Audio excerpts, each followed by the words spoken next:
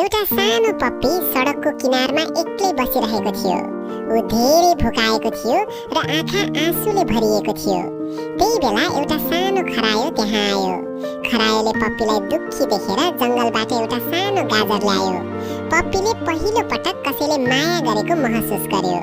उनीहरू सँगै बसेर त्यो गाजर खाए। बिस्तारै उनीहरू असल साथी बने।